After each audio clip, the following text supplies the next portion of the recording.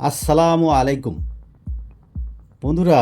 মালয়েশিয়ার আন্তর্জাতিক বিমানবন্দর কেলিয়া ওয়ান, এই টার্মিনাল 1 এয়ারপোর্টটা আসলেই অসম্ভব সুন্দর একটা এয়ারপোর্ট। এখানে দেখার মতো অনেক কিছু আছে, সময় কাটার মতো, যেটা আমরা অনেকেই জানি না। আজকে আমি এই এয়ারপোর্টের বিভিন্ন বিষয় নিয়ে আপনাদের সাথে আলোচনা করব।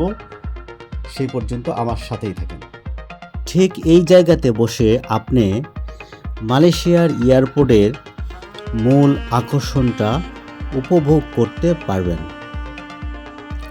আন্তর্জাতিক মানের একটা এয়ারপোর্টে যেই সুযোগ সুবিধা সৌন্দর্য প্রয়োজন, আমার মনে হয় কোনো কিছুর কমতি রাখে নাই মালয়েশিয়ার এয়ারপোর্টে।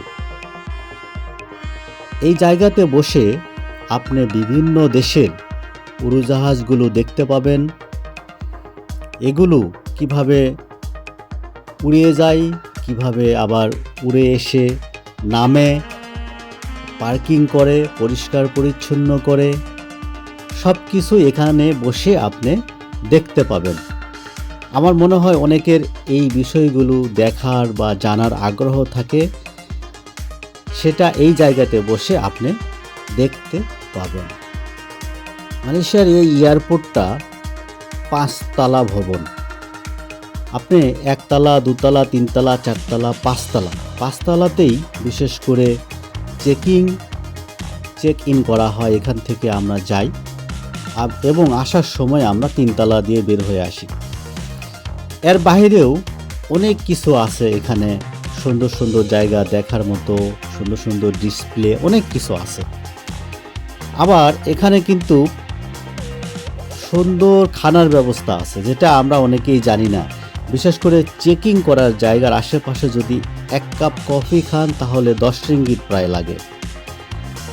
কিন্তু এই এয়ারপোর্টের ভিতরেই বাহিরের দামে খানা পাওয়া যায়। এই জায়গাতে, যে জায়গাতে এখন আমি আছি, এই জায়গার পাশে কেএফসি আছে, ম্যাকডোনাল্ড আছে, ব্র্যান্ডের খানা আছে, যেগুলো বাহিরের দামেই পাওয়া যায়।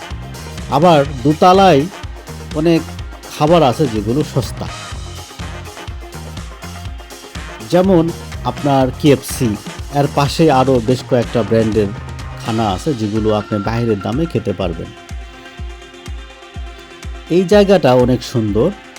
আমরা ইমিগ্রেশন পার হওয়ার পরে এটার 2 দিকে পথ আছে, যেটা আমরা প্লেনে ওঠার সময় অপেক্ষা করি বা লাস্ট চেকিং হয়।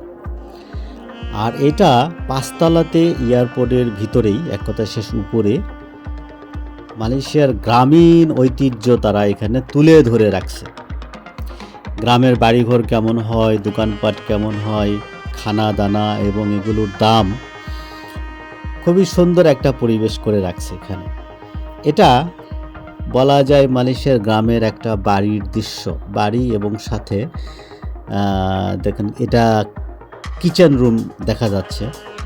এটা হলো গ্রামের কাঠের বাড়ি, যেরকম যেমনটা হয় আর কি গ্রামে, ঠিক হুবহু তেমন করে এখানে তারা ডিসপ্লে করে রাখছে।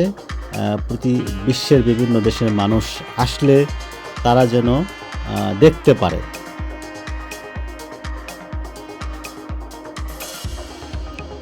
এখানে অনেক মানুষ আসতেছে, দেখতেছে, এগুলো ভিডিও করতেছে, ফটোশ্যুট করতেছে।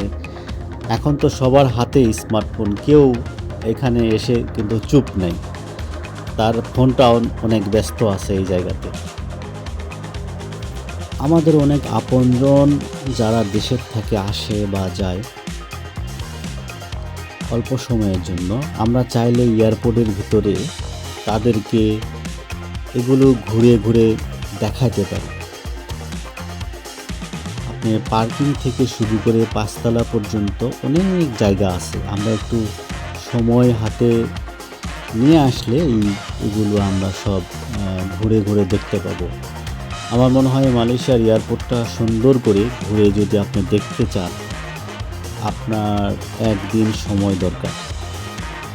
এখানকার যে পরিবেশটা ঘুরে দেখতে অনেক সময়ের প্রয়োজন, যেটা আমরা অনেকেই জানি না। আমরা পাঁচতলা দিয়ে চেকিং করে আমরা চলে যাই দেশে ইমিগ্রেশন দিয়ে, আর আসার সময় 2তলা থেকে 3তলা থেকে বের হয়ে দেশে যে যার জায়গাতে কাজের জায়গাতে চলে যায়। কিন্তু এয়ারপোর্ট যে এর বাইরেও অনেক কিছু আছে দেখার মতো, আমরা অনেকেই জানি না। এর ভিতরে আসলে অনেক সুন্দর।